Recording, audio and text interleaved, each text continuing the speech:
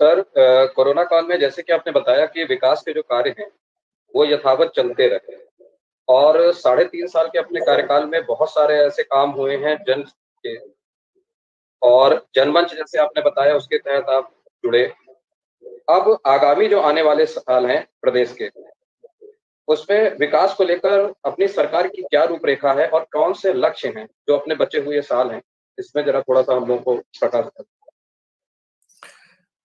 एक तो हमने ये तय किया कि कोविड के संकट के दौरान भी मैंने लगभग 42 असेंबली कॉन्स्टिट्यूंसी में लगभग 3,500 करोड़ रुपए के वर्चुअल कार्यक्रम करके इनॉग्रेशन एंड फाउंडेशन स्टोन किए हैं।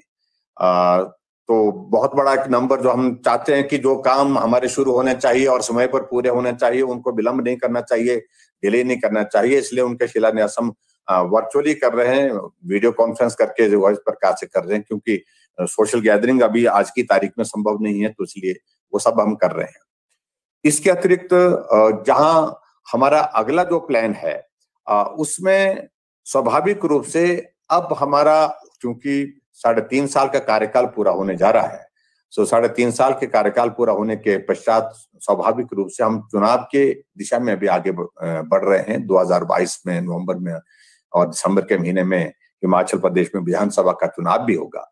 तो ऐसी सूरत में डेवलपमेंट को और गति देने के लिए जो हमने प्लान किया है, तो उसमें एक तो प्रोजेक्ट की कंप्लीशन, जो मेजर प्रोजेक्ट्स हैं उनकी कंप्लीशन की जो तारीखें निर्धारित की हैं उनको समय पर तैयार करना, ताकि लोगों को उनको समर्पित कर सकें।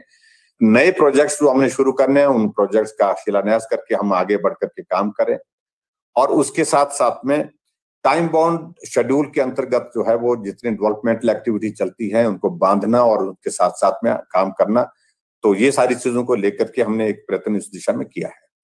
और उसके अतिरिक्त जो योजनाएं आने वाले समय के लिए हैं, जो जिन चीजों को लेकर के हमने प्लान किया है, तो वो बहुत सारे जो प्रोजेक्ट्स हैं वो जिस एक औपचारिकता के दौर में से वो गुजरने हैं, उन औपचारिकताओं को भी पूर्ण करने के बाद, जैसे हमारा यहाँ हिमाचल प्रदेश में एयरपोर्ट बनाने का एक टारगेट है मंडी में, उसकी औपचारिकताओं का दौर चला हुआ है। कुछ बहुत सारी चीजें उसमें हुई हैं, लेकिन बहुत सारी चीजें फॉर्मेलिटीज वो हमारी फिर इस कोविड के कारण जो है वो लंबित पड़ी हैं। जो टीमें आनी थी विजिट करने के लिए, उस तरह से वो सारी चीजें हैं।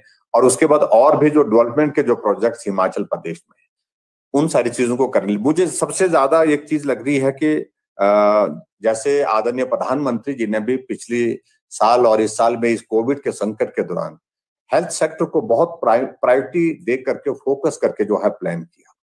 कुछ अलग चीजें हमको प्लान करनी पड़ेंगी।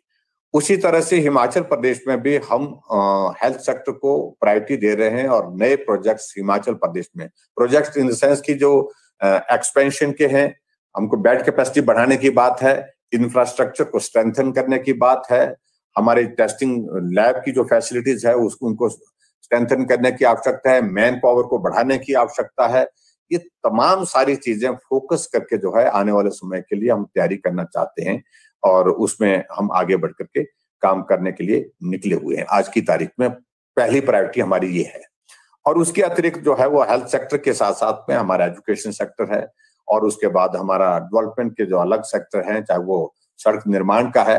हिमाचल प्रदेश में हमारी एक कोशिश रहती है, क्योंकि हमारा कनेक्टिविटी का एक माध्यम, सबसे बड़ा माध्यम यहाँ पर अभी तक भी सड़क है, सड़क मार्ग है। रेल आती नहीं है, रेल हिमाचल के अंदर अभी तक पहुंची नहीं है, और बाह्य कनेक्टिविटी हिमाचल प्रदेश की कम है। ऐसी सूरत में जो नेशनल हाईवे 4 लेन के जो प्रोजेक्ट्स चले हैं उनको हम तेजी से बढ़ाना चाह रहे हैं, ताकि जो आने जाने के लिए जो हमारे यहाँ पर जो टूरिस्ट आते हैं उनको कठिनाई ना हो, और हिमाचल के लोगों के लिए भी सुविधाजनक रहेगा अगर रोड इंफ्रास्ट्रक्चर हमारा मजबूत होगा, और मजबूत के साथ साथ में वो अच्छा होगा।